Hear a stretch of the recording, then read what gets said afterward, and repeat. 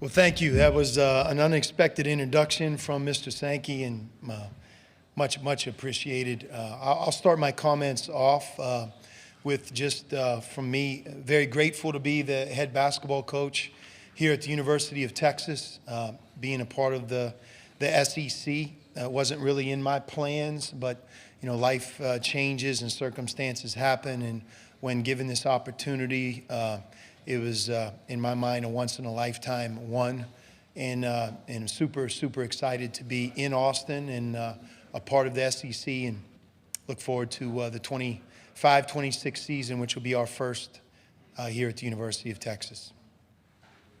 Thank you, Coach. If you have questions for Coach, raise your hand. We'll get a microphone to you. Kelly and Catherine have the microphones. We'll start down here in the very front row. Hi, Sean. Anthony Christensen, WholeHogSports.com. I know you've talked about the allure of coaching at Texas, but how much of I guess how exciting is it for you to be coaching in the SEC, and just what are some of the factors that I guess go into the excitement about coaching in this conference? Well, I think the first thing is just the historic season that just happened here. 14 of 16 teams in the tournament. If you just stop there, it's just, I don't know if that's ever happened before, but if it has, arguably that's the greatest accomplishment ever when you consider that many, 14 of 16. And then watching the tournament unfold like I did as a part of the tournament, and you watch 7 advance to the Sweet 16, and 2 more get to the Final Four, Florida obviously winning the national championship.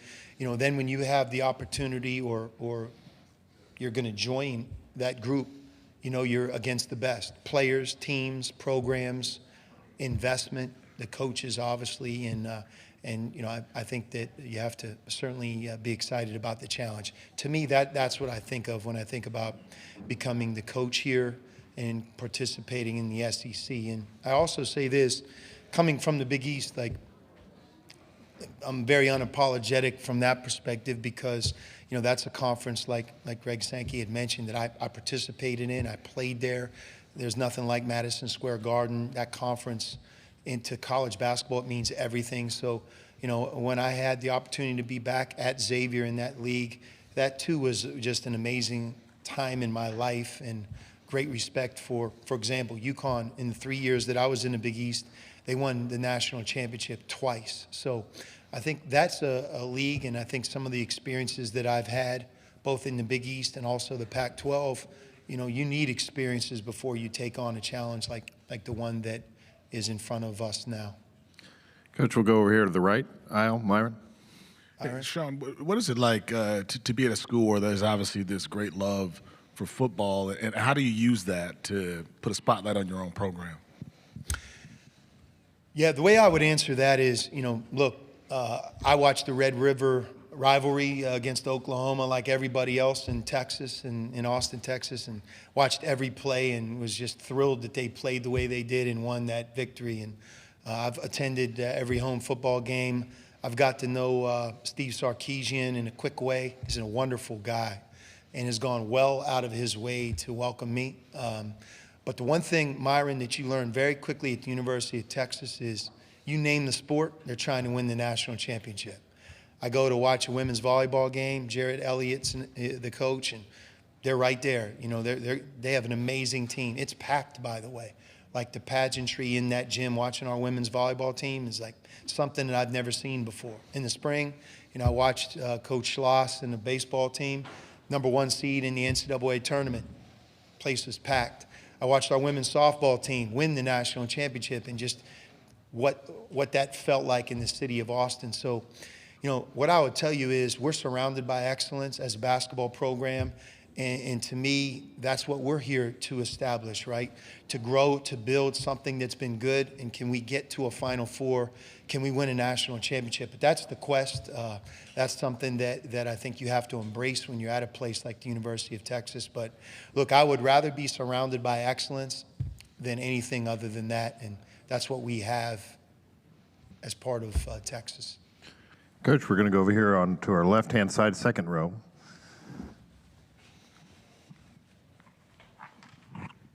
Hey, Coach. Neil Blackman, Saturday Down South. When you started in coaching, and then when you were at Arizona, it seemed like your teams were real methodical, very physical, and then you came back a little more open, a little more quick. It seems like the roster you put together your first year at Texas is kind of a little bit of both. I'm sure that was intentional, but kind of what went into the change of playing a little more open, a little more quick when you got back into coaching? Yeah, I mean, that's a very good observation and an equally great question. I think first, philosophically, when I was the coach at Arizona for those 12 years, we wanted to play with pace. We wanted to build an identity through our defense, and we wanted to play together. And some teams played faster than others, but I think the constant was, trying to be a team that was difficult to score against. Had the opportunity to have a year where I wasn't in charge of any team, and it was the best gift that I've received in my career in so many ways. One of which is it really gave me an opportunity to reflect on what are the styles that I hated to coach against. Who are the coaches that you learn to admire the most because they were the toughest to go against and prepare for? And, for me, being in the West, a guy in a program that I admired because of competing for the top prize against them a number of times is Gonzaga. And I think that, not that I just tried to take the playbook of Gonzaga and bring it to me, that wouldn't have worked, but really just try to look and study, playing at a faster tempo, trying to learn from it. And, ironically, Tommy Lloyd, who took over for me at Arizona, was helpful. There's a lot of things that I really doubled down on in the year that I was away from the game to try to learn more about. But to your point, the 3 years that I coached at Xavier, we played at an entirely different pace on offense. It's one that I've learned to enjoy. I think it's the future. And I think that just because, in fact, you're playing at a faster pace doesn't necessarily mean you're going to turn the ball over more or shoot quick every time. It just allows your players to learn and grow through concepts and to play with pace and force. And I enjoy coaching it. I think fans enjoy watching it. And look, most importantly, I think young people that want to choose programs, I think they want to play in a style that allows them to get up and down. So that's something that we certainly are bringing with us to Texas. In a league, by the way, that has that philosophy. There's quite a few coaches that like to push the ball, which I recognize. So I'm excited about competing against them and also bringing that style here to this conference. We'll go back to Myron over on the right. Sean, I'm sure as a coach you're always considering the resources as you're thinking about a move like this, but I'm curious with NIL and now the new rev share rules, what sort of role did Texas and the resources available to that university have in your ultimate decision?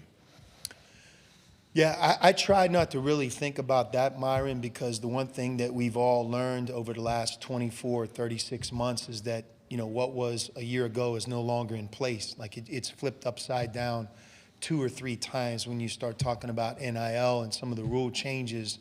I tried to really focus more on big picture and just talking and thinking in terms of, where I am in life and all the experiences that I've gone through.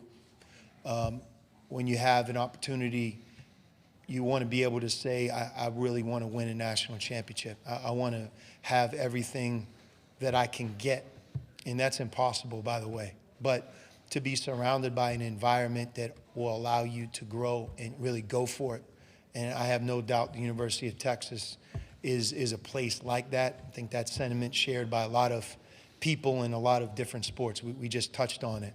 There's a reason, no matter what sport you talk about on our campus, they're trying to get to the top prize. And part of that also is to be this landmark state institution of the state of Texas. It's a pretty powerful thing by itself. When you look at the players, the talent over the last 20 years that grew up in cities like Austin and Dallas and Houston and where they've gone, it's astonishing. And I think to have that ability to be the state university of our state is also something that I think I looked at. Okay, I have one final question here in the front row. Hi, Coach. AP Stedham, AP as we see it. Coach, what's led you to recruit the international players?